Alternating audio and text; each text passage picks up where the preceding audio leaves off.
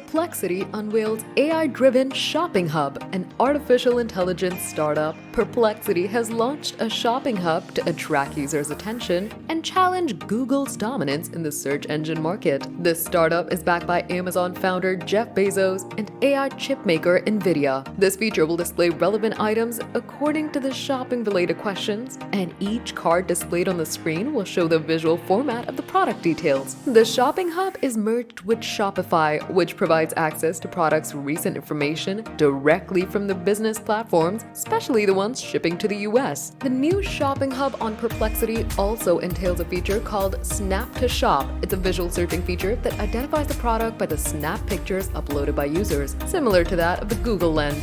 The shopping hub by Perplexity has initially been launched in the US with plans to expand all around the world. However, the launch date for a wider rollout has not been disclosed yet. Shopping Hub also offers a merchant program to allow merchants to showcase their products and gain more sales through e-commerce. Perplexity faces a challenge from its competitors as the recent ChatGPT update includes new searching functionalities. The startup's valuation is aiming to raise around $9 billion in funds.